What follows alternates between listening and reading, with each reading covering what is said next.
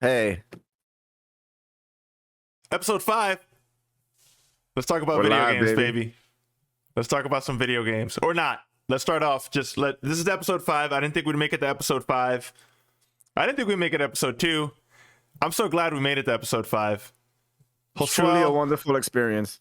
I'm gonna I'm gonna just cut to the chase on this episode. Um I've been playing some God of War because you gave me shit for it last time.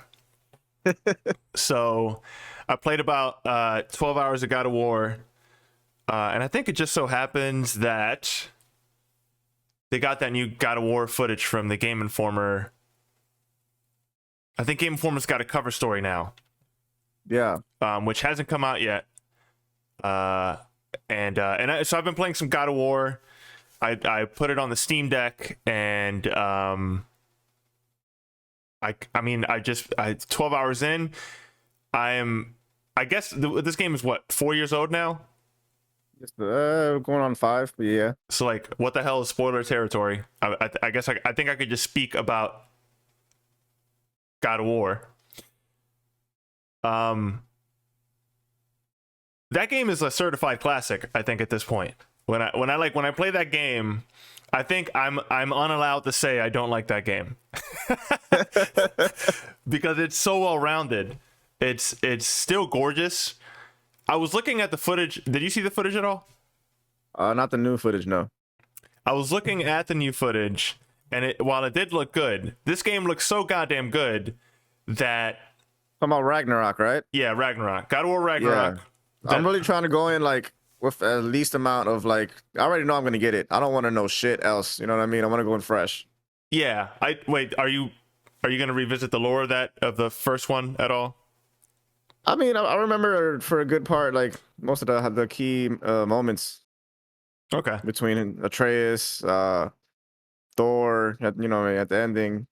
I never actually beat that game, so it's 100% new to me. But yeah, like when I compared when I'm looking at the Ragnarok footage, the first game looks so goddamn good, especially with this PC release, that you could show me a screenshot of God of War now and then lie to me and say like, this is Ragnarok, and I'm like, sure, yeah, that's Ragnarok. It looks it looks. I was gonna tell you because you actually played God of War back in the day on PS5, right? Or no?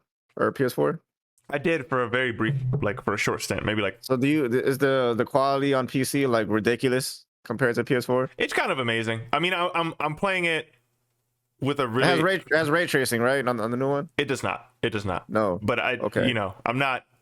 I can't bullet point list to you all the feature improvements, but I'll say it's running at 1440p at 120 frames per second consistently, and it just. Right.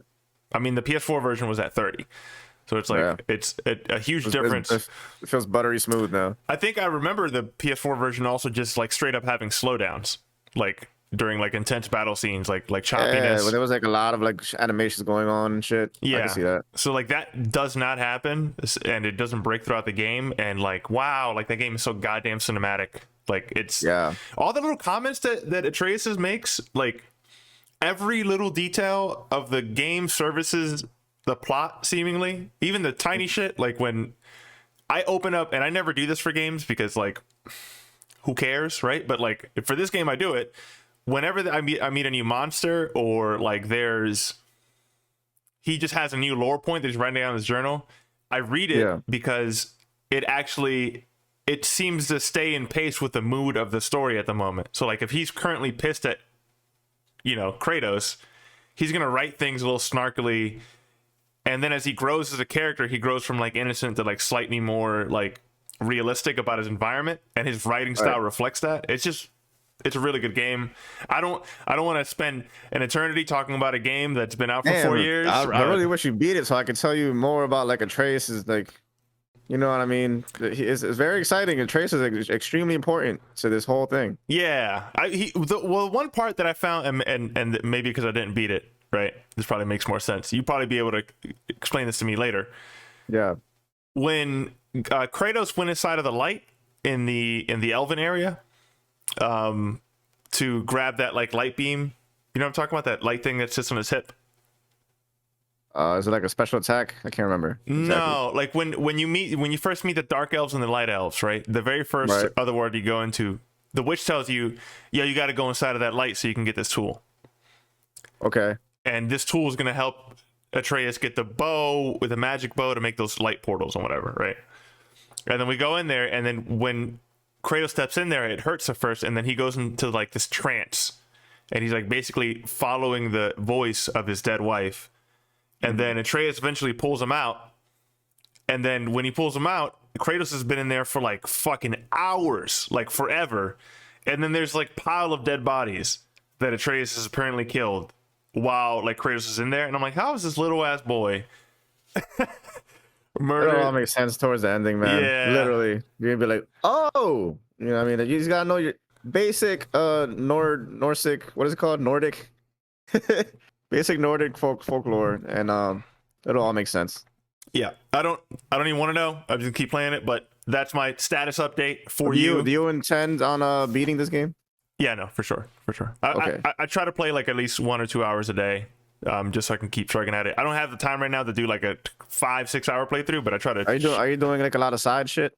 Yeah, because it's good. It's good content. It's not actually shitty content. Yeah. Like, it's rewarding too. Like, you know what I'm saying? It makes your character actually like stronger and shit. It's not Marvel's Amazing Spider-Man game levels of side content where you got to like swing through dusty clouds. That's bad side content. This is like legitimately good side content. So I do play it. Cool. So yeah, that's you'll probably hear a couple more God of War updates as time goes by, because I fucking love that game right now. Good game. Another game that I've been playing, probably not in the best time. I think I picked literally the worst time to play this game. I've been playing some Halo Infinite. I just got back into Halo Infinite. I just got back in. I just got back into Halo Infinite, and I think I got back into Halo Infinite so like maybe 3 days before the announcement happened. The fated announcement. I don't know if we want to get into that now or if we want to wait to the news. We'll get into that later. Yeah, more detail. So I played. I guess I'll give you my feeler for that. Is that I played Halo Infinite and I was like, wow, this game plays amazing. It still plays really good. Then like probably by the second day, I'm like, God, there's like no maps in this game. Same shit, right? There's like Same no shit. maps. I love this game. I love the gameplay of the game. There's like no maps, and I just could care less about these cosmetics. I just don't. Yeah, just doesn't do it for me. What about the any new game modes? Like I heard they had like the last Spartan standing shit like that. I didn't play that. I didn't even have an inclination to try anything. I just want to play Halo. I just want Team Slayer and SWAT and like I don't care about that other shit.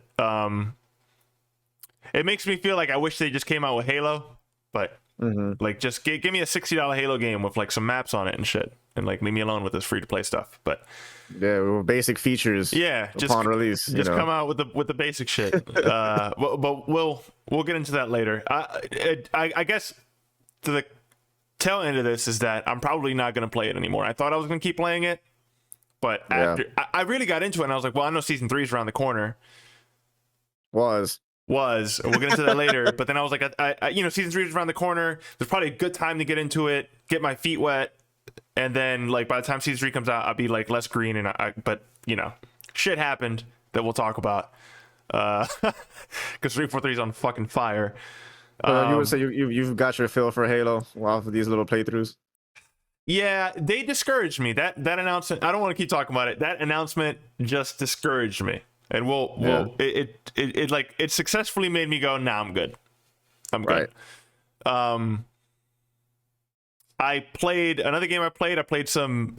I went on Game Pass and I was just trying to try something out new. And I played Midnight Fight Express. I heard it on a couple different shows and on Twitter. People were like saying, "Oh, this game's pretty cool. It plays like a semi Hotline Miami, so to speak." Have you played Hotline Miami, Hustle? I love Hotline Miami 1 and 2. Those games are awesome. They're challenging. The aesthetics. I mean, the mood of that game is fucking dope. So I love those games. They're like, and then your ability to just immediately right after you die go back into it. Yeah. It's very fast paced. Yeah, very like twitchy. Very twitchy. You die, but you don't even have time to really linger on the feeling of disappointment. You just immediately go and do it again. How's it? How's the gameplay? Does it feel good, smooth, responsive?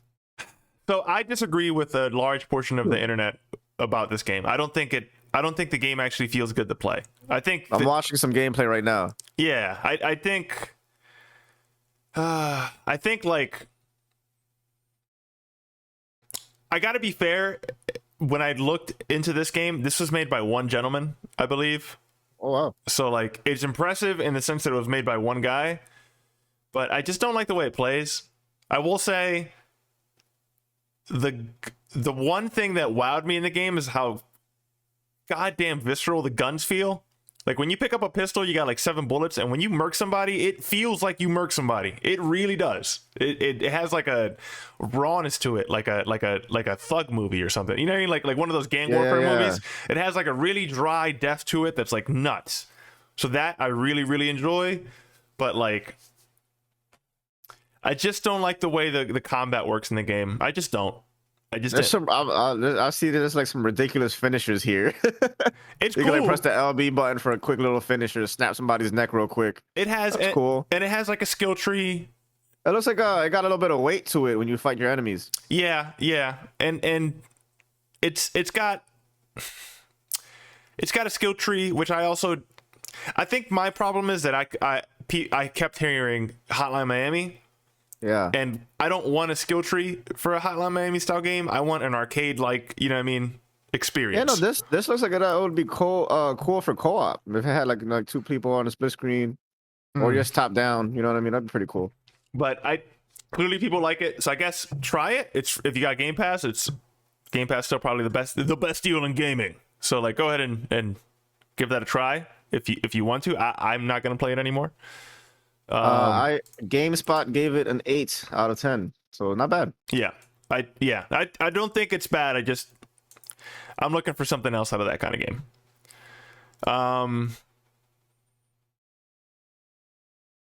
Also, I started watching the new Game of Thrones House of Dragons. I think you watched. I did too. I am actually almost caught up. A new episode came out the day we were filming this on Sunday, so I have to watch episode 4. How deep are you in?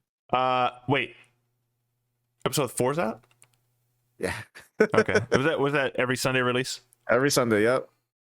So I'm up to episode 3. I finished episode 3. Okay, so we're in the same boat. Oh yeah. So maybe we'll watch episode 4 and have an update for next week. I am still at the point in the show where I'm like, I'm very burned and heartbroken from the original Game of Thrones. Right. And I didn't do the research on this show to know if this is a piece of lore that was written by the man or it was a brand new story, right? I don't know if this is a brand new story or not. So like, I kind of don't even want to know. I don't want those expectations. I just want to watch it. Yeah, I mean, it's a little bit of both. It definitely is. There's some books on it.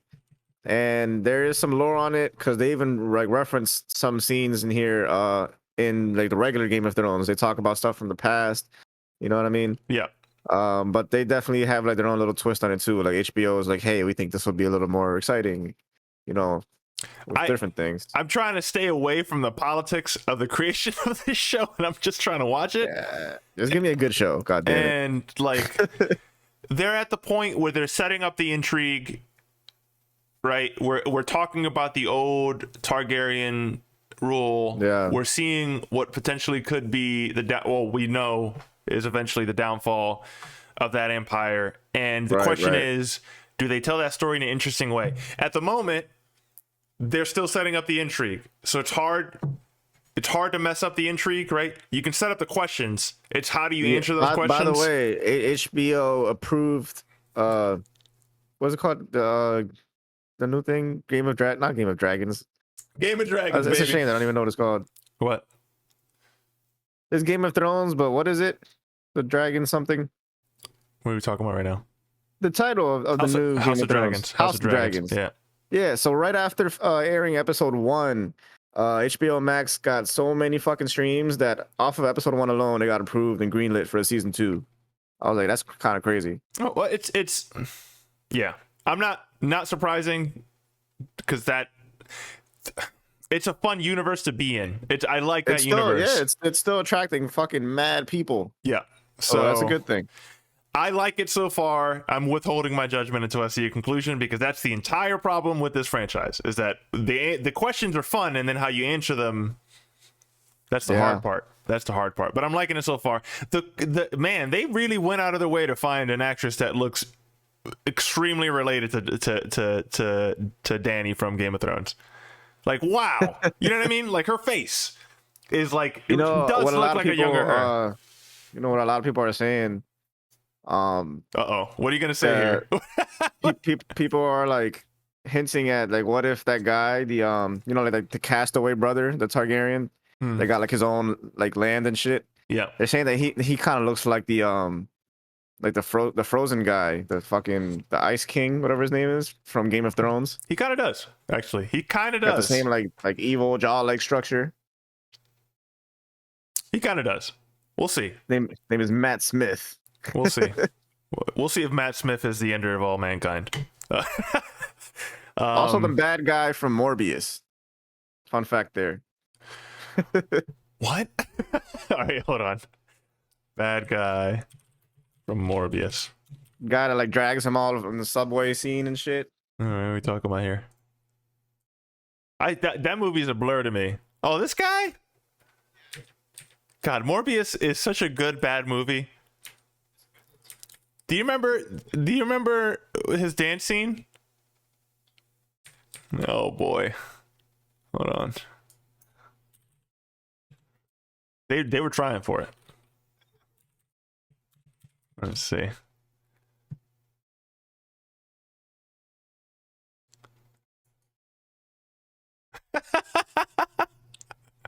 You like that? You like that?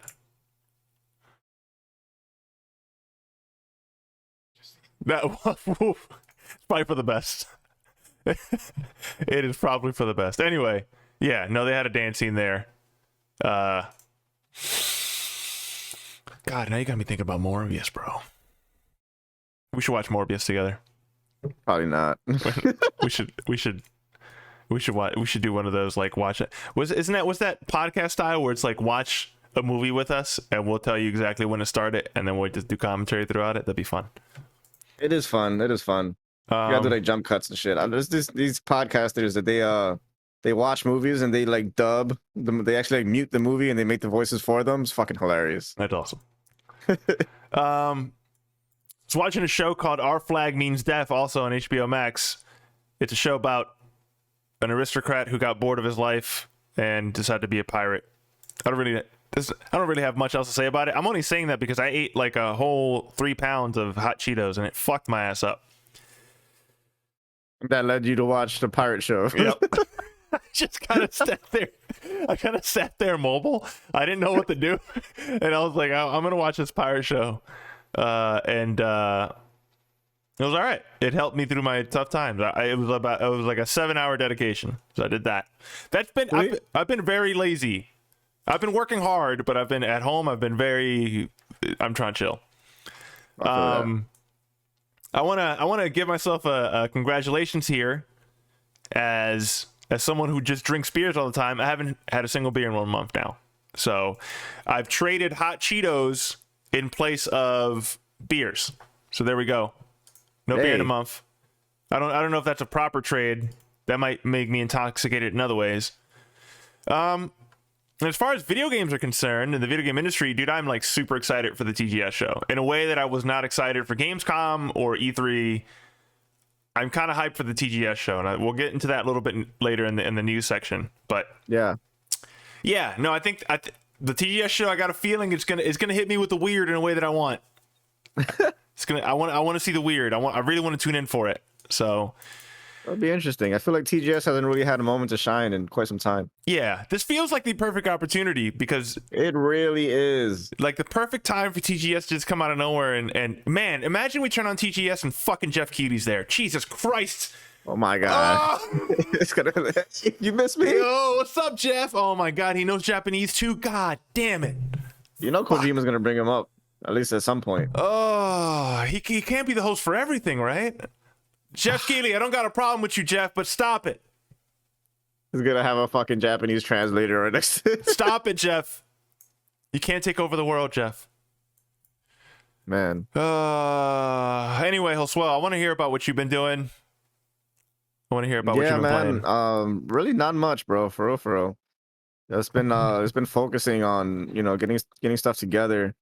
Before I talk about that though, I finally beat Cult of the Lamb. Took me about I want to say 12 to 14 hours, and I thoroughly enjoyed it. It was kept calling me back, you know, kept calling me back to play it. I was like, fuck, I get home, I don't want to play some Cult of the Lamb right now. I don't really know what it was that drew me in. It's just the fact that there was always something to do to keep me busy in that game. I think it might have been they have a really good formula in that game. However, the management sim aspect of it, do you think that was a? It definitely like you know what I mean, gives you something to do. It makes you feel like, damn, these are my people.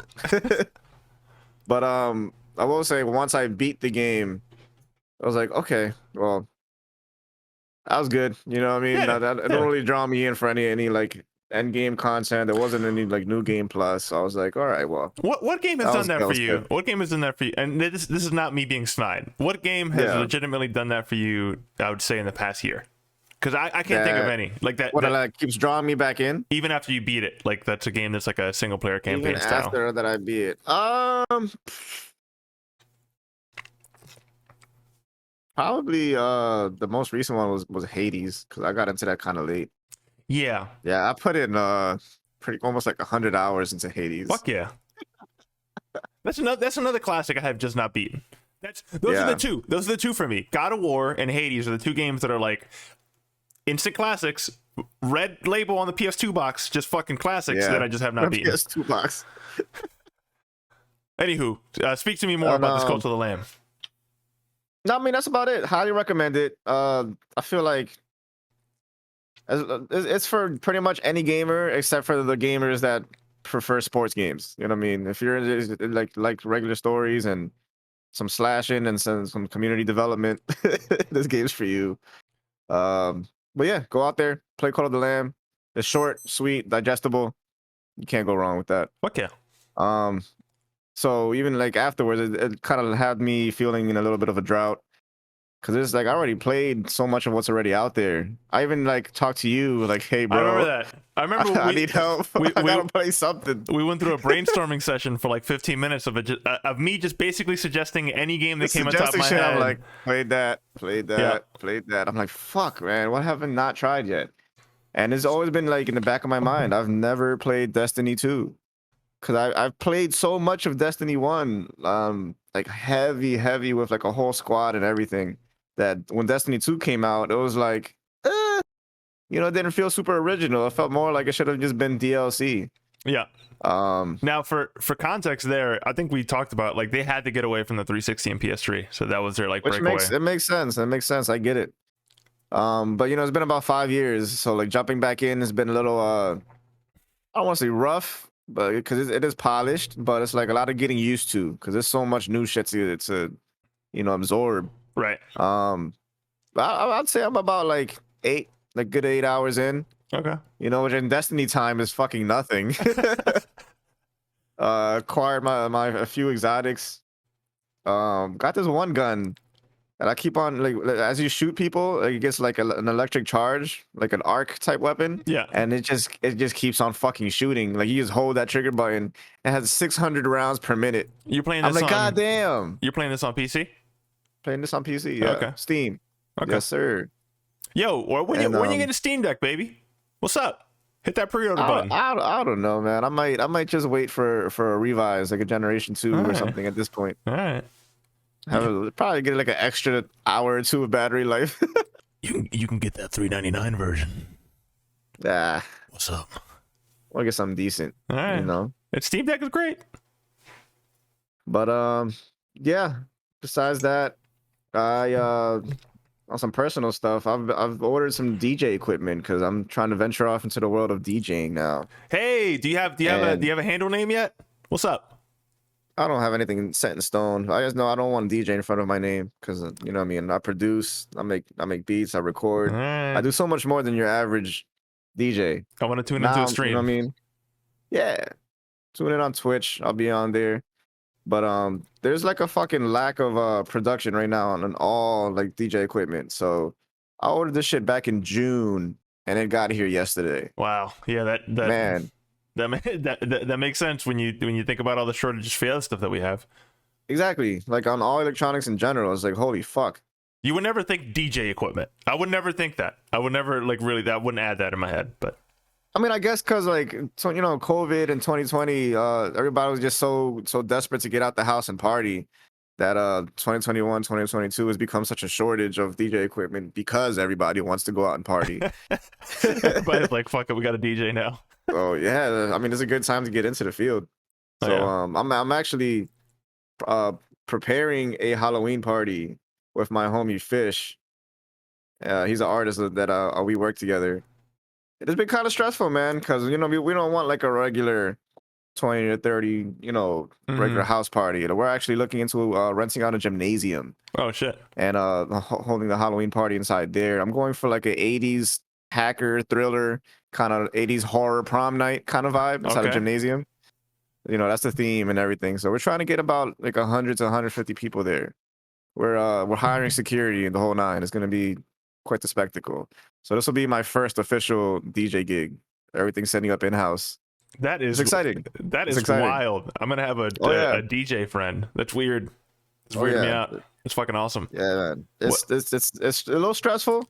You know what I mean? It's a lot to organize and put together. Are you predominantly time gonna and- focus on like house music and stuff like that?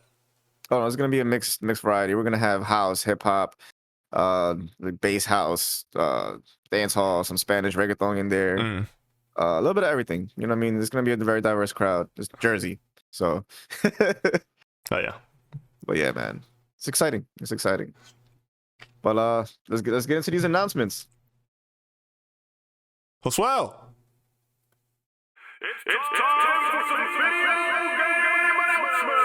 This has been a big week for announcements. Go. Oh yeah. Good intro. And it's not over. TGS is happening on September 18th, and for me, for this week, I got Splatoon 3 on September 9th. I got that. I went to the GameStop. Oh, by the way, this is gonna go great for the future audio listeners. I modded my PS5 controller. What's going on here? Why does it look a little different? Yeah. So I got this little white plate here, and I took out the black plate so it doesn't look like a domino or something. It's gonna get super dirty so fast. No, it's not. No, it's not. Gonna get smudgy and just We're fine. mucky. We're fine. Wait, did it actually get dirty? Hell yeah! Especially if you're a focused gamer. What does that mean? You know what I mean? Like you're gonna be concentrated in there, hours and hours of gameplay, and if you use it for Steam, it's out of here. Don't worry about it. Just tell me it looks nice right now. Tell me it looks nice. It looks different. Yeah. Like immediately, I was like, I can't really call like what's going on here. It should just go like, might as well just spray paint the analog sticks and the triggers. Spray paint. All right, never mind. Hopefully you're the wrong person to show this. Big week for me. I went to the GameStop and I bought Splatoon 3. I forgot to talk about Splatoon 3. I forgot to talk about Splatoon 3, which is basically Splatoon 2, but with new content, and I love it. And I'll talk about it later. But right now, Okay. I went to Splatoon 3. I went to GameStop to get Splatoon 3, and then I ended up getting a PS5 controller as well. Then I modded it, and then Josué complained about it, so now I got to change it again. That's the recurring theme of this I did podcast. not complain Josué about complains it. about me playing I was God of like, War, and then I got to go fucking play God of War, and now I got to change this fucking controller. Thank you, Josué. I'm just saying, prepare for it to get a little smudgy. It looks fine. I'm happy that you're happy. Known this man for too long, and now he thinks he can just tell me shit. And supposedly we have a Nintendo Direct coming up at some point, but you know these are just rumors. But I think it's gonna happen. I think we're gonna see something from Sony, and I think we're gonna see something from Nintendo this coming month. Yeah. And so Sony, Nintendo, very high potential chances on those, and then TGS September 15th or 18th, right? Right. And then Splatoon 3 came out this month. Now, before we get into the news, you had mentioned something that you were like, we need to see what's up with the releases for September to see if there's anything that I want to play. I'm curious about that too. If you want to spend like 2 minutes real quick. Yeah, I mean, I'm with that. Let's check what's coming out real quick. Let's go to let's go to September. See what's coming out here. So we got Ooblets, which is the Animal Crossing PC game that I just don't. I'm good. Probably not. Yeah. You got JoJo's Bizarre Adventure. I'm good. We got Lego Brawls, Made in Abyss. We got 2 anime games right off the bat. I'm waiting for Last of Us Part 1 to come out on PC. I know that I play that game forever. Are you actually going to get that? If it comes out on PC, yes. I will. Okay. I will. Fair enough, I guess. If it doesn't come out, it's announced to come out on PC. What am I saying? So yeah, I will get it when it comes out on PC, but that's about it. I feel so weird about that remake. Yeah, a lot of people do. A lot of people are wondering like why is it full price when you're getting half of the game? Yeah, well, yeah, you're not getting the multiplayer. That's true. When you start looking at the value, that's very true. You're definitely not getting what you got before for the $60, not even $70. So right, which is kind of fucking crazy. Yeah. Splatoon 3, obviously, that's me. That's me this month. That's Splatoon 3 God of War. That's what I'm doing. Yeah. Bear and Breakfast. Only come out on the Switch, which you don't own. It's looking kind of light on September. No Place for Bravery. It's like, just to be fair, some of these games might be secretly awesome. I just haven't, right. Just haven't heard any of these fucking games. Tunic is coming to the PlayStation consoles finally. That's a game that came out this year that a lot of people like that I also just have not gotten into. So yeah, no. Unless you want My Little Pony, I think September's a wash, which would make it like a fantastic time to go through some back catalog if you have them. Yeah, it's good to catch up on some shit. You signed up for Game Pass, right? Is like recently? I remember us having that convo because you wanted to try Yakuza. Is that still in the books? I might actually take that dive. I actually just canceled my PSN subscription because I was like, there's nothing here I haven't already played. Yeah. And it's not much excitement on that turf. So I might just go ahead and jump over to the Game Pass again. Okay. If that family comes out, if that Game Pass family comes out, we gotta. Oh yeah, we're in there. We just gotta find 5 other folks. You feel like it'll be worth it for Steam to have a Steam Pass type of thing? No, they make too much money. They don't. They take a 70% cut of all the time, and they just make so much money. Like they don't need that personally. Right. We got Overwatch 2 as well. Yeah. I'm gonna be in there. We got Overwatch 2 as well. We got Nickelodeon Kart Racers. I mean, No Man's Sky coming to the Switch, which is wild. The Switch now feels like a 8-year-old Android phone. It's just so old. Do you feel like No Man's Sky is gonna make the Switch sound like a fucking jet engine? I'm surprised if you put in the cartridge, it just explodes. That goddamn console is so old. Yeah. Splatoon 3 running at 60 though. I don't know how they did it. That game's running at 60. This is so October is a big month for me personally. I played a Plague Tale a couple months back. I loved it. Sequel's coming out October 18th. Okay. I guess Mario Rabbids Sparks of Hope is a big deal. I mean, Mario's a big name. I'm not going to play that, but somebody is. Persona 5 Royale, another big one for me. I'd like to get. It's coming on Game Pass. I'm conflicted because that saves me $60, but also I want to play it on portable. I don't know. In the middle there. Like when it says Royale, like what are they doing? Are they doing something different here? Every time Persona comes out, so Persona comes out with let's say Persona 6 comes out, and then like 2 years later they come out with Persona 6 like something. Like some other name on it, and it's like change content, additional content, like gotcha. Like quality of life improvements based on what they learned from their release. Generally, that's the better one to play. Like but you know, Bayonetta 3. Not into that franchise. Always thought it was cool. I know you're looking forward to that Call of Duty Modern Warfare 2 for the campaign. What was that Bayonetta 3 mode called? Or it's like less I don't know, less revealing. I think it was like Innocent Angel mode. Bayonetta like with the Bayonetta like close on mode. Yeah. Naive Angel. Naive Angel, Jesus. I love it. A mode that makes her less sexy. Well, this is the world we live in now. Well, no, it covers her up so that like so that game. Here's why I understand. If you watch enough anime in your day and you live with people, sometimes you'll watch an anime scene and when people walk in, they're like, "What the fuck are you watching?" So like, I think it's just purely for that. It's like, this bitch is just getting naked half the time, right? So like, it's a bunch of soft. It's a response to just soft ass motherfuckers, man. Yeah. It doesn't offend me because they didn't take it off. They have a mode. Imagine it has like less titty physics, like it just bounces less and everything. I'd say increase titty physics personally. And then Resident Evil Village Winter's expansion. Yeah. I'm gonna play that because I played the 7 expansions and they were great. Nobody played them, and I just want to dive into that universe again. So where you got Resident Evil at Steam? Damn, that's right.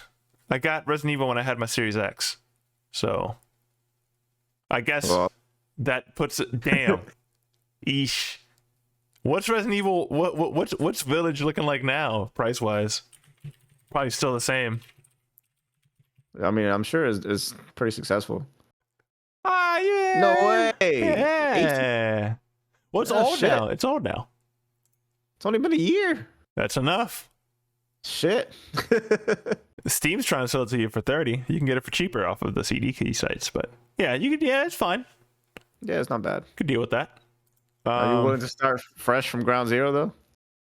No, the DLCs are generally like a standalone. Yeah, but I would replay that game again because that game is not long and it's awesome. Yeah. Got that whole chapter where you like go into the lady's house with like the puppets.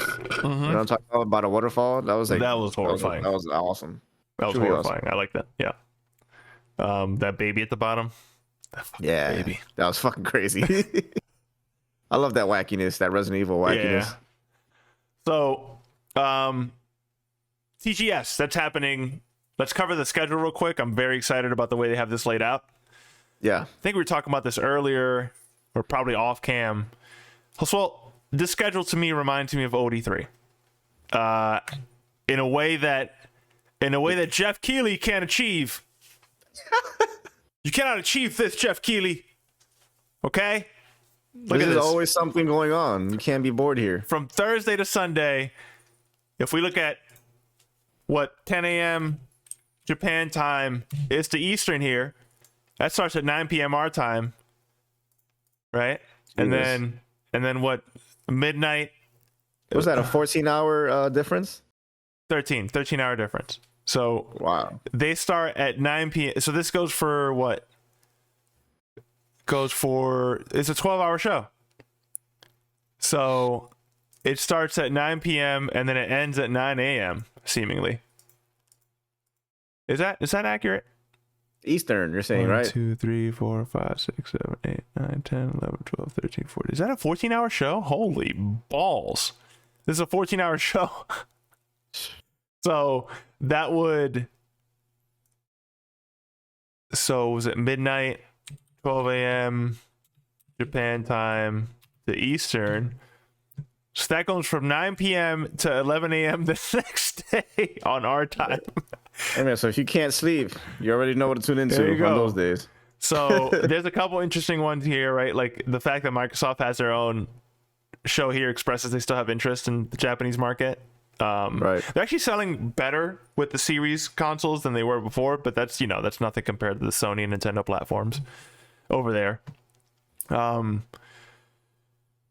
We got a whole lot of people here that I don't know about, which makes me excited. Like, who the hell is Hoyoverse? I don't know. Gree. Who's Gree? And And why is the Game Awards split into 2 different days? I don't know. You know what I mean? And why is it what's the Japan Electronics College? I want to know about that. What's 110 Industries? What's HappyNet? I want to know all this shit. This is awesome. HappyNet has 2 segments as well. Look at that. Damn. You got the Sense of Wonder Night 2022. You got Finger. You got a whole bunch of weird shit in here. You already know Sega's coming with some Sonic nonsense, Frontiers. Let's go, baby. Let's go. I'm buying that. It's going to be a hard choice to because Sega. Let me just show you real quick.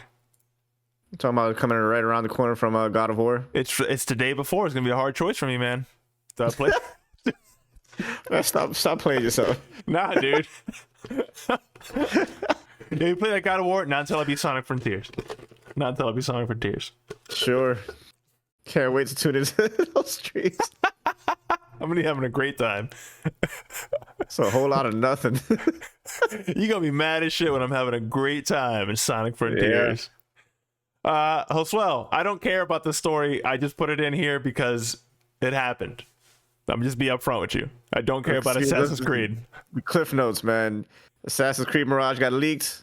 Yep. Ubisoft, the ones that leaked it, they confirmed it. They put out the game trailer, revealing it officially.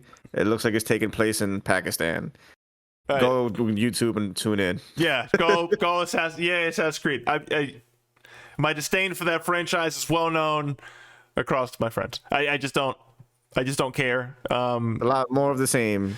If they're approaching that, if it ain't broke, don't fix it. So category. So if you like previous games, this game is made for you. Yep. If you like a game, if you like tourism, that's probably what these games are now, right? Like, hey, you want to try and go to Egypt? Check it out. Right? Like I'm imagining that's what these are. Like, was it Assassin's Creed Odyssey? No, Origins was that map design. They made a version of it that was just you going through the map, and they gave it to a museum so that they could use it for like just historical context, which is cool. To me, that's what these games are now. Yeah. And so there's also rumors of a game called Assassin's Creed Infinity, which will be like a live service style game that will just have updated locations, like Westworld or something. I don't know. Like, sure, right? Like, sure. For me, like in a world where AAA studios are still trying to find their footing when it comes to like money. Yeah. Like, everybody needs a live service game, right? Like we got to remember their attempts to shoehorn in features specifically to Ubisoft, like in games like Ghost Recon, or the fact that like their free-to-play ambitions, they don't just end with it, right? Like with this, they have the Division. In fact, they already announced a free-to-play game called Division Heartland with no trailer. And then you got Sony purchasing Destiny for that exact reason, and Microsoft struggling with Halo. They were purchasing Bungie, right? Oh yeah, purchasing Bungie. I'm sorry. Well, I guess technically with Destiny, but yeah, you're right. You're right. Yeah. And then Microsoft with Halo Infinite, like trying the same thing, going like, we're gonna give you a campaign and what but we're also gonna do free to play. They try to do 2 things at once, and we'll get to that story. Yeah. So like, sure, right? Whatever, do it. I just don't care about this. I just don't care about what they do with the Assassin's Creed franchise. And that company's massive too. I don't know. It's just, yeah. Do you have any takes on this? Because my take on this is just a big old shrug. Just who cares? No, it's not for me. I'm good. But somebody out there, is looking at this, probably salivating at this trailer, like, oh my god, I can't wait for more Assassins. Can't wait. I cannot wait to pay for coins for this blade made out of neon. Like, you know what I mean? Like, what? Whatever. And like what I consider to be happier news, Cyberpunk gets a new patch, 1.6, massive patch, just full to the brim with like updates and improvements, bug fixes, new content to go in line with the show that's coming out September 13th, which looks awesome. It's from Trigger Studios, the same people. I might be butchering this, but I think they worked on Devilman Crybaby, and they also worked on, I might be wrong about that. Let me just Studio Trigger. They do great animation. What are their works? No, it's Kill to Kill. Kill to Kill is what I was thinking of. Okay. And they also made a show called Promare that's like, this movie, I'm not gonna go into it, but this movie's big with me and my little cousins. We watch it together all the time. So like they do fantastic animation work. So I'm very excited to see this on the 13th. And they have some story content in the Cyberpunk game with this patch that aligns with it. But I mean, they also add things like a big complaint on that game is like that game is like one of the things about that game is like there's literally a line a story plot where it's like in Night City you are what you dress like, but then you only are going to equip the items that are giving you the better stats, so you always end up looking like a fucking jackass in that game. Like you got a cowboy hat on and some fucking hot shorts and shit and like a raincoat. Like what the fuck? So now looking crazy. Yeah. So now they let you like keep the stats of the stuff that you have on, but they have hologram technology that lets you change the way it looks. So basically you could just put on whatever you want, and I'm like, finally, like that's just a little thing to improve what was already supposed to be there. Also this title sounds like a Kojima dream, like Phantom Liberty. It does. They announced a new expansion set for 2023. I think it was like March-ish. No. They just said 2023. They just said 2023. Yeah, like this game came out. What? I don't even remember anymore. Was it 2020? I want to say around November 2020, if I'm not mistaken. Yeah. So it's been a year, close to 2 years since the release date of this game. It's almost 2 years now. Yeah. Looks like CD Projekt Red might be making a little comeback here. Love to see it. Yeah, I still stand firm that this is a good game that was marred by like bad practices at the studio. I still think it's awesome. And every time I re-downloaded it and I went into it, I haven't given it a chance in the new content yet, but that's on my books.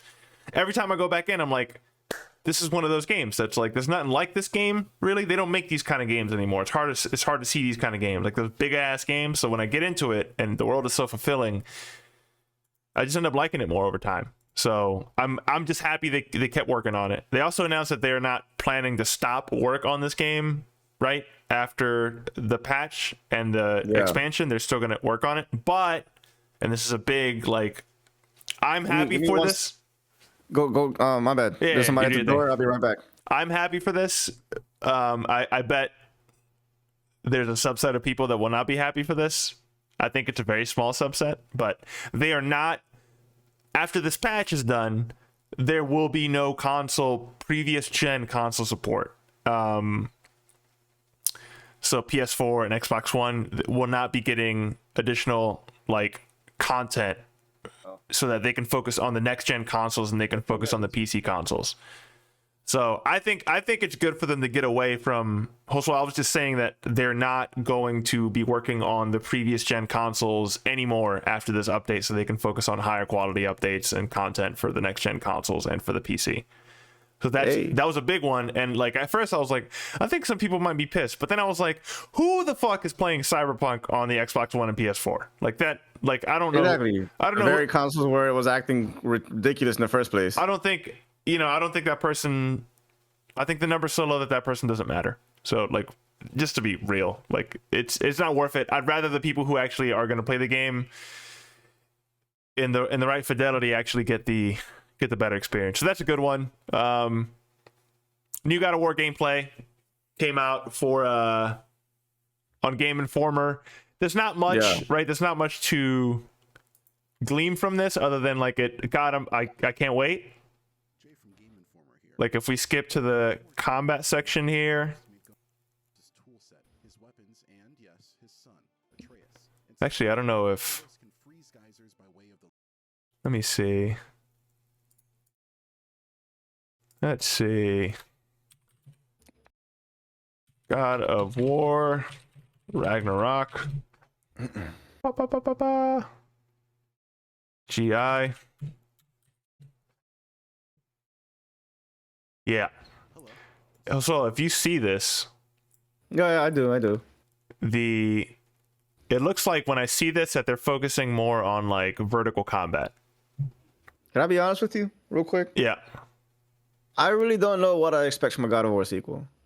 All I know is that the more I watch, it doesn't necessarily like quench, my I don't know, my God of War meter here. It looks like a lot more of the same, which I guess is not a bad thing.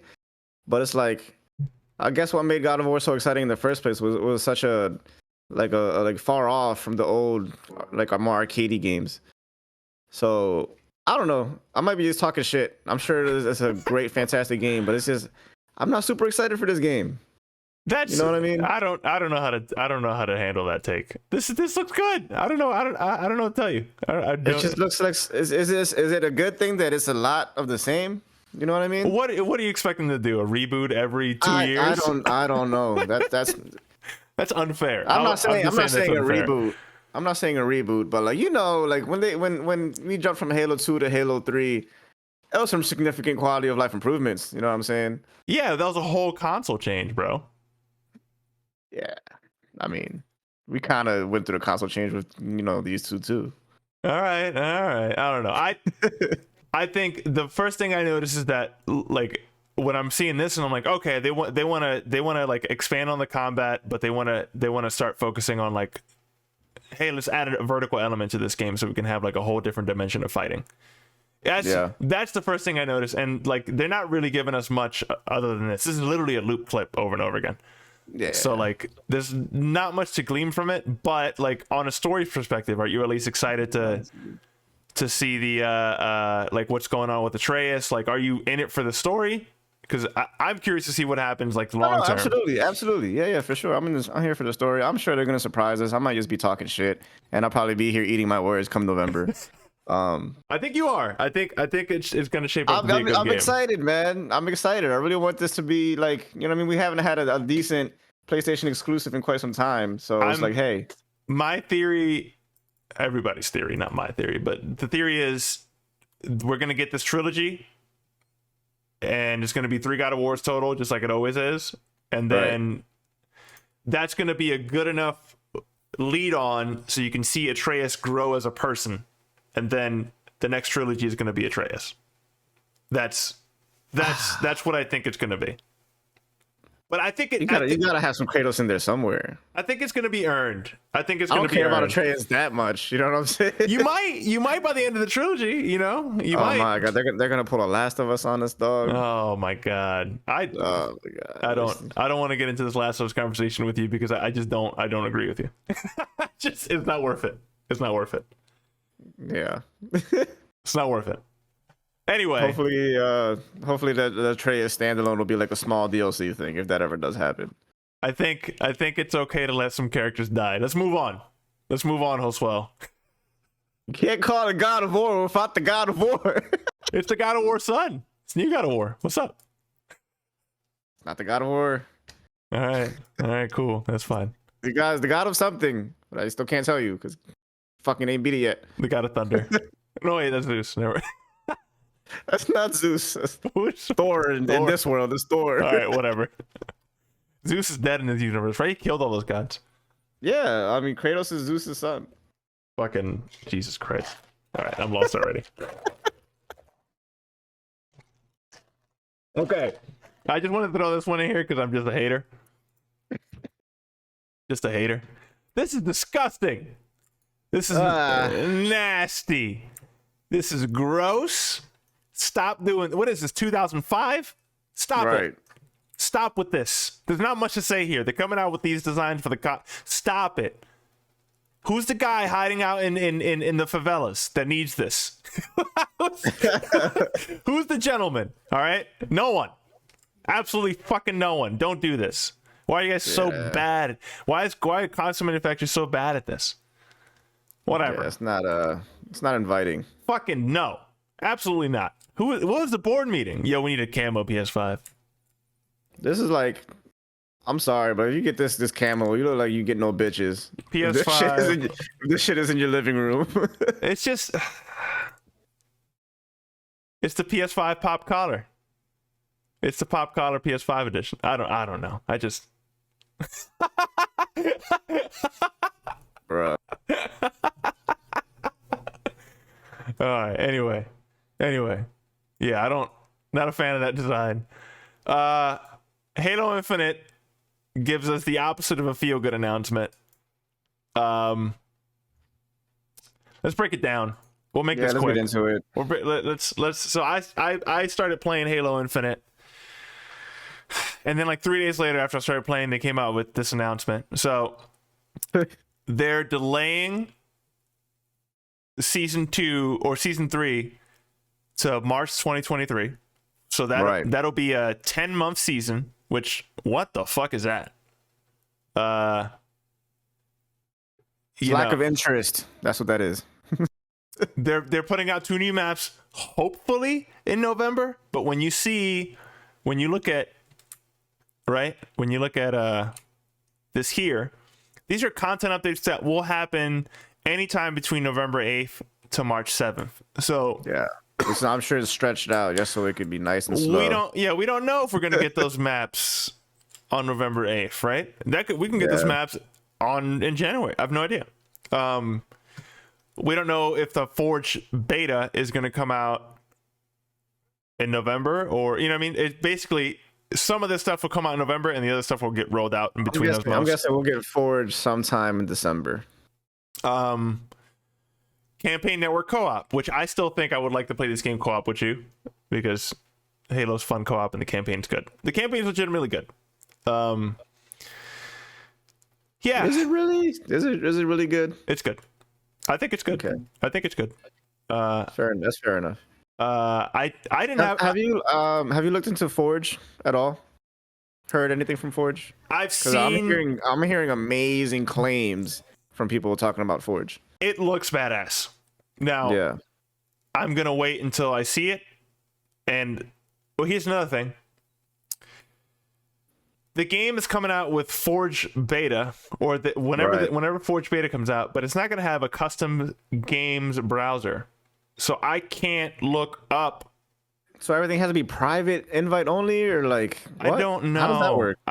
My understanding is that because it doesn't have a custom games browser, I can't like go in and type like Holswell and pull up Holswell maps. You get what I'm saying? Right.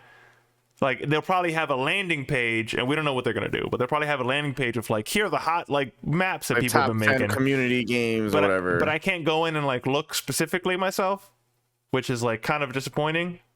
It's very disappointing. The fact that it's still in beta a year after release, kind of crazy. It's not. I mean, I get it. It's supposed to be like a live service take on it. It's just, you know what I mean. It's just, it's just a big. It's a big like disappointment for me. I don't know. Like I'd rather just have had a $60. I'd rather just had a $60 Halo package with the stuff in there than like whatever this is. I'm done. I'm sure this has to affect you much more than it affects me, because you're way more of like a Microsoft like at heart than I am. I like Halo. I like Halo a lot. Like do you feel like Microsoft is not, I don't know, is treating Halo kind of like a stepchild out of nowhere? You know what I mean? No, because they put $500 million into this fucking game. Which also, where did that money go? Like, I just don't understand. This team is massive. I just do not really. I don't get it. This game, like, if the campaign came out the way it did, and then the multiplayer came out the way it did, and I remember me playing that game with you, and I was like, I had fun. This is awesome. Yeah, it feels like old school. This is probably out of 343's whole catalog, this one feels the best, I would say. This game feels fucking dope. Like, I like the combat in this game a fuck ton. So for it to come out and me be excited about it, and then like one big long fart, nothing. Yeah, just nothing for so long. Had this game just had maps, I'm not even asking for anything. Just maps, consistent maps. Just that's it. I probably wouldn't even be bitching, because I have new things to explore, new things to do. But like the fact that it's been this long and we got one new map, like it's been what? When did this game come out? It's been a year. December. Yeah, it's been close to a year. This game got one fucking map. We're about to get 2 maps, I suppose. It's just a lot of the same thing. Like, how can you expect people to be into this for that long when you just don't have like maps? Basic shit. I don't know. Like, it's just, what's really going on over there at 343? Something's happening, and I'm sure the people that are working on it are fucking awesome and talented, but there's a management issue here. Like, somebody's fucking something up here. So yeah. I mean, this is the poster child of Microsoft. Like this, I mean, there should be way more attention to detail yeah, going on they here. should be treated like high echelon. Come on. There's no excuse at this point. With 343, you know what I mean, have had mixed reviews of Halo 4, Halo 5.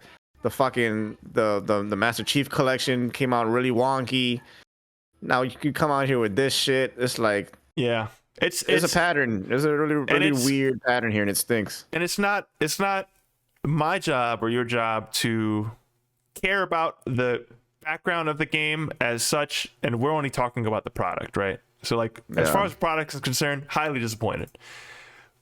Even more disappointed because the core of it is fucking awesome. I really, really, really like the campaign, and I really, really, really like the fucking the shooting in the game, and like the few maps that are there are good. It's just that's it.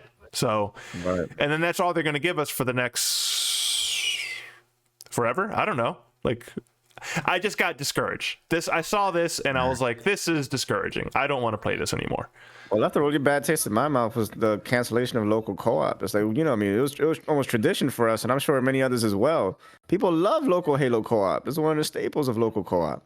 Yeah, I'm not in the same. I'm not in the same boat as you. In today's digital age, yeah, we don't need it as much, but can't tell me a good couch co-op game is you know, I mean, a very awesome feeling. It's dope. It's not done often ever, right? Like it's like one of those like staples of the past that I guess people don't want to work on anymore. It might take too much time or resources. I think it affects a very low amount of the population. But yeah, that's another one that we forgot to mention. Like you said, they just took off local co-op. So they just flicked it off like they didn't give a fuck. Yeah, but like with all the other shit going on, that's probably the last thing in the worries. Like, I don't know. I'm done. I'm done. I'm done with this franchise. Like they would have to be a big fucking deal. Like a year and a half later, they got to like pull something crazy out their ass for me to get back into it. Like there's still a potential for me to say, oh shit, it's good now. 2 years later, I'll play it now. But right now, no way. Absolutely not. You know what's going to happen. Eventually, there's going to be so much support. But it's like by that time, everybody's already going to migrate to other fucking games. The next big thing. Yeah. Like, well, whatever. Like if 2 years later, they're like, this game is awesome now. The people who are going to play Halo are always going to play Halo. Like, so whatever. Like there'll still be people there, and I'll play it. I'm just very sad. Yeah, man. This all just makes me sad. Another announcement with this TGS roundup of some of the rumors. We'll just bullet point this. Konami lists a 45-minute show taking place on September 16, which is titled Konami New Release Announced. That's about all we know about it. There's a lot of rumors going around saying it's going to be Silent Hill, a remake of Silent Hill, or a HD collection of Metal Gear Solid 1 and 2. So would you buy these? Would you buy a re-release of Metal Gear Solid 1 and 2? Probably not, man. I already replayed Metal Gear Solid 2. I love Metal Gear Solid 2, but I replayed it on the Vita a while ago. But it's, you know, I mean, I don't need to play that game again. Damn, this boy brought out the Vita. Jesus Christ. Good. Vita was a good John, man. Love the Vita. Xbox will have its own presentation. We talked about that already. And then the Yakuza studio is going to show a sneak peek at its new project, which is a sequel to Like a Dragon. So I gotta play this game. You keep telling me great fucking things. It looks fucking ridiculous and hilarious at the same time. You could summon a chicken with your phone as a RPG summon. You just got to do it. And the chicken goes out there, poops an egg. You catch it and you eat the yolk for HP boost. So nice. So there you go. We forgot to mention a game near and dear to your heart. Last podcast as part of the Gamescom announcement, we forgot to talk about Atomic Heart. Yeah, man, this game looks fucking beautiful, bro. I see you posted something here. It's just giving me fucking BioShock vibes, to be honest with you. Like, kind of like the first time I ever saw that game, you know what I'm saying? Yeah. I'm not gonna lie, I have no idea what the story is about, but from what I have seen or what they've shown off, from gameplay based off of 2 years ago, this is getting my attention still to this day. So I'm extremely excited to play this title. Yeah, and so it's awesome when a game just gets you just by you watching it. Like you just no want to know. context. Yeah. Again, I don't know what the fuck is going on. Like I got it here real quick. Let's just give it like a quick pass through.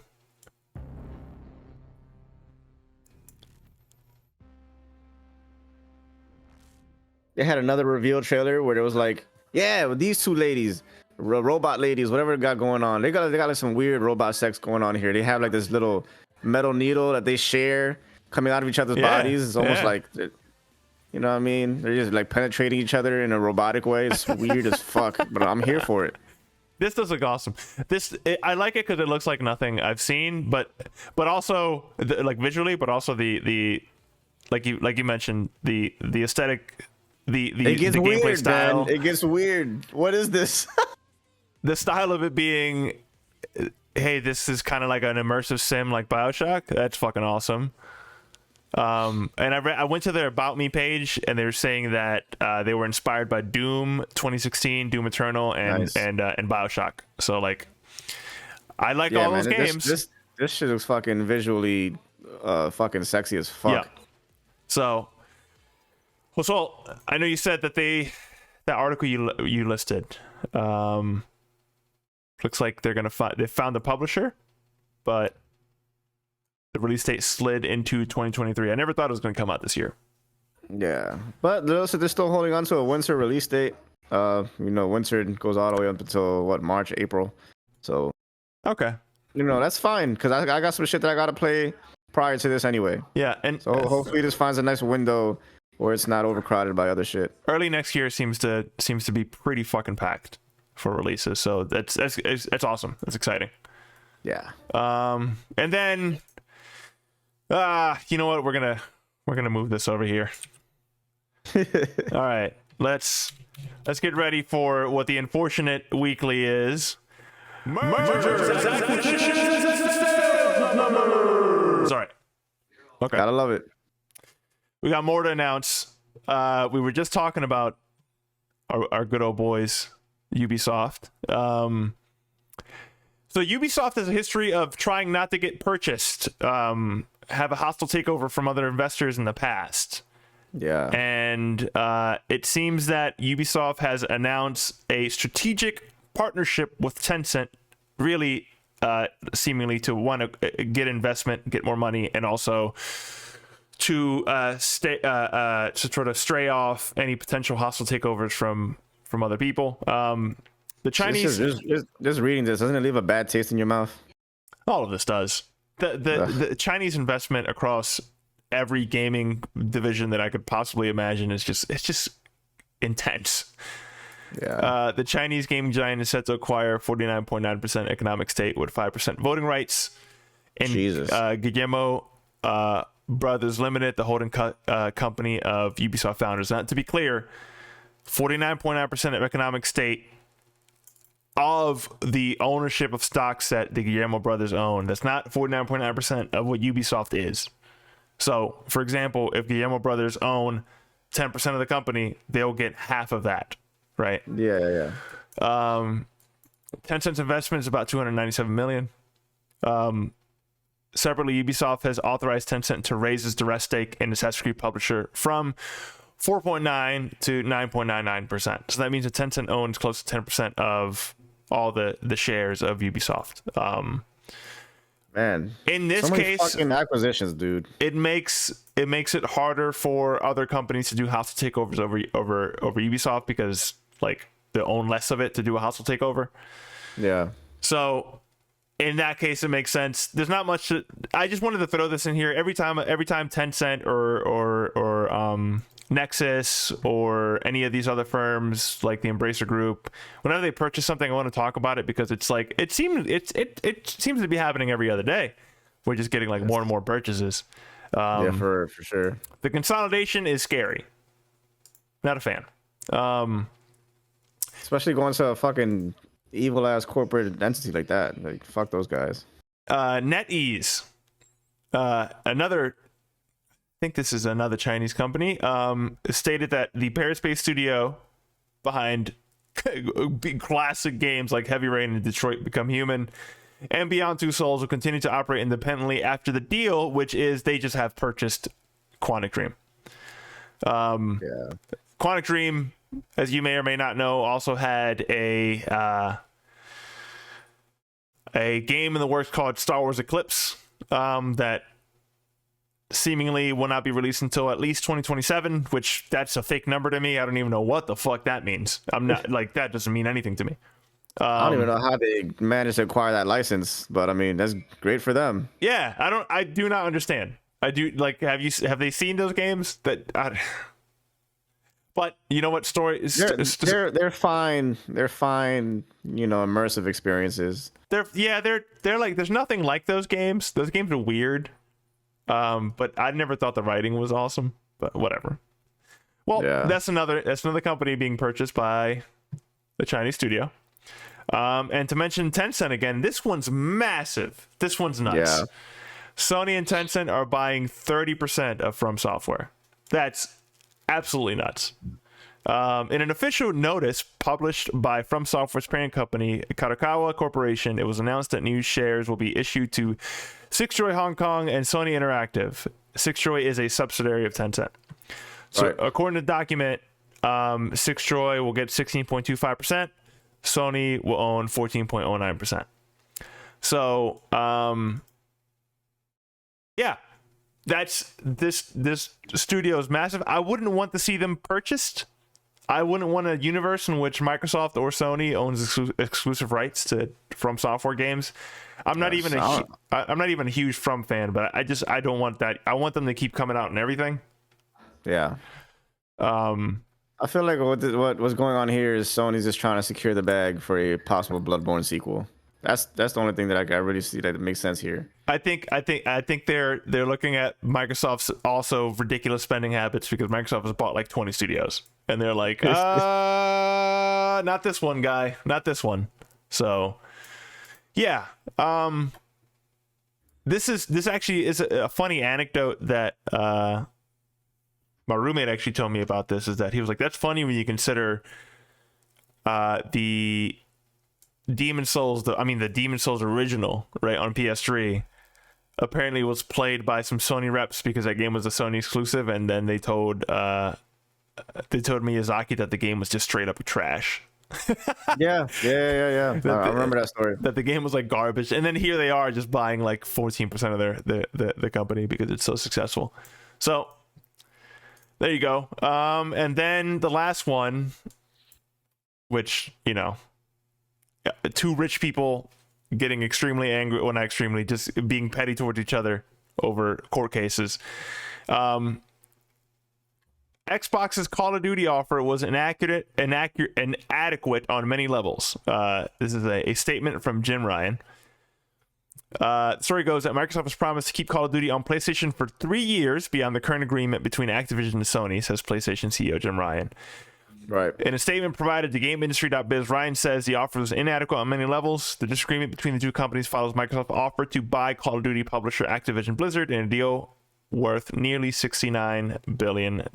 So there has been a back and forth between the regulatory firms, Microsoft and Sony, about how much of a big deal the Call of Duty franchise is and will affect Sony and or Microsoft after the purchase. Now, I think the deal and the consensus is that the deal is going to happen regardless. Like, that deal is going through. Right. And I think what Sony is doing here is trying to get as many concessions as possible before the deal goes through, so that they can maybe get an additional, 2 or 3 years on top of that, on top of the agreement already in place, so they can keep on having Call of Duty on there. They're in a tight little situation here. Call of Duty continues to roll the top 10 charts, usually number 1. Yeah. So if they all of a sudden jump out of PlayStation, it also takes a huge chunk of their player base with them, which is bad news for Sony. You know what I mean? Yeah. So sucks, but at the same time, what you gonna do? I mean, it's just Call of Duty. You know what I mean? We gotta make our own name for yourself.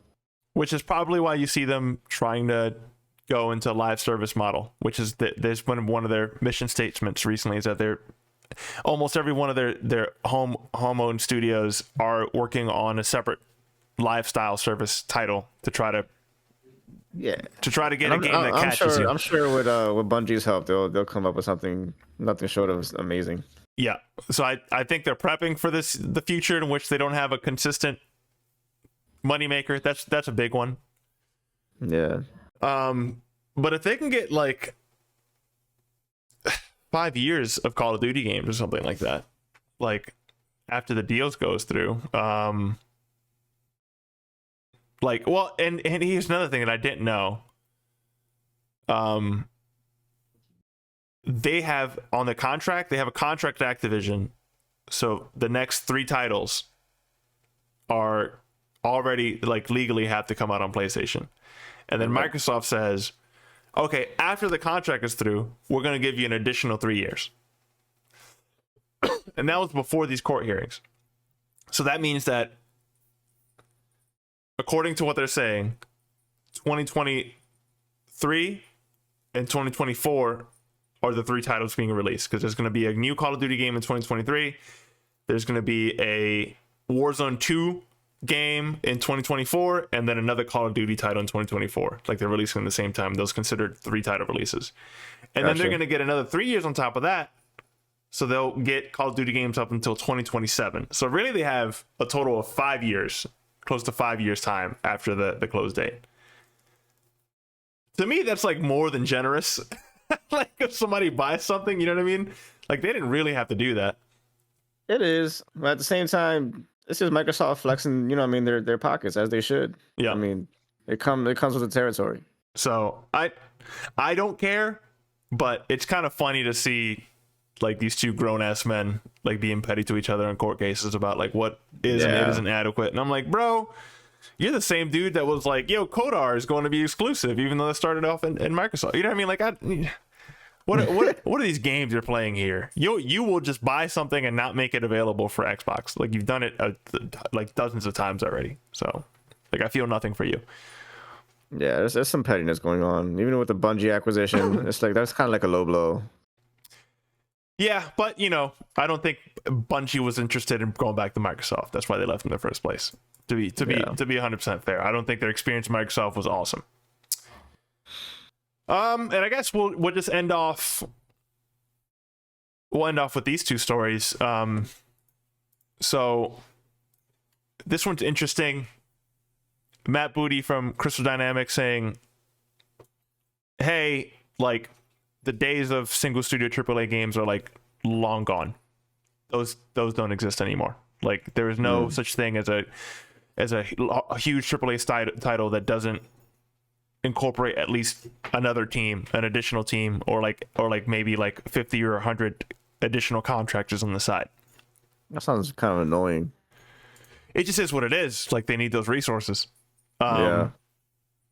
And it takes a hell of a team. It takes a hell of a project manager to like rope in all those people, like make that stuff work in a timeline in a way that makes sense.